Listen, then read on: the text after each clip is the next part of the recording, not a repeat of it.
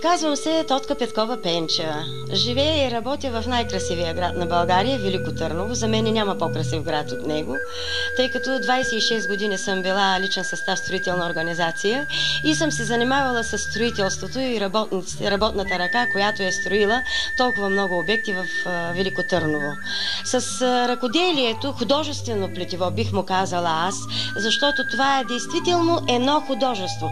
Да изработиш с ръцете си някаква фигура, да изваяш някакво цвете или нещо друго, за мен е също, както художника рисува цветята. Занимавам се с плетиво, една кука, плета на една кука, от най-малкото до най-голямото. От малки салфетчици до салфетки за масички, за големи маси, плета също на 5 куки, малки елипси, големи елипси. Моделите си съответствам от списания. Непрекъснато купувам списания, но аз сама създавам вече моите комбинации да бъде нещо по-различно, нещо по-бутиково да бъде. Да бъде, аз искам един човек, когато има нещо от това, да бъде само в неговия дом. Да не е както навсякъде масовото производство. За мен това е по-важното.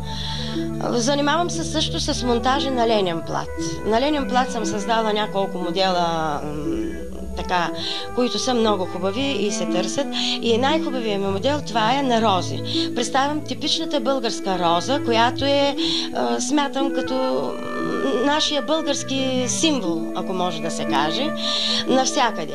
От моите ръкоделия преди няколко години съм продавала на арбанасите и след като се пенсионирах, пенсиите, знаете, не са много голями.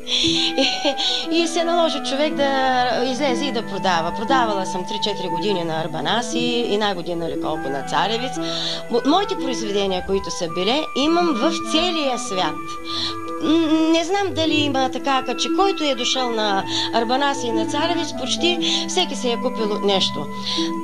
Преди няколко години една шотландка, даже в Шотландия никога не съм вярвала, че може да има от Шотландия да има туристи в България. Бяха гости на някакво семейство, те също си купиха. Шотландката просто не иска да се махне там от сергията ми, да каже, иска да й покаже как се плете. Сега, между другото, има и други народи, които плетат.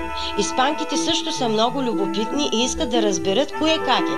Аз на никоя не съм отказала да й покажа. Сядат при мене, почват и им показвам кое как го правят. Те имат пък малко по-други начин за плетенето на една кука. Това на мене ми доставя голямо удоволствие и си изработвам. За мен е удоволствие да работя. За мен е удоволствие да работя. Аз може в 2 часа, като ми бръмне нещо, нали, да ми дошъл някакъв модел, нещо в главата, да стана, да го заплета, да го направя, да стане интересно. Плета, разплитам, докато се получи това, което аз го искам. Това е модела Маргаритките, който действително много се харесва и се прави в различна форма. С листата, които също са много красиви. Не е лесно плетенето, да плетеш листа, защото листата са просто дупка в дупка, а ето те с фигурки, за да се получат така. Това нещо е много трудно, защото трябва да се обърне точно така, да бъдат, нали, при едно изглаждане вече нещата стават така по-красиви и легнали. Елипсата се плете много трудно и много трудно се докарва, защото иска и математика. Докато правиш от едната страна, от другата страна, трябва точно да прочетеш бримките. Аз ето казах как съм го начертала тук. Бримките, за да може да се разделят, за да се образува вече от дантелата. Аз имам покривки на 5 куки, също ще ги видите, които са с една, с 2 дантели направени. Аз зато и казах, че го работя всичко да бъде бутиково, да бъде различно.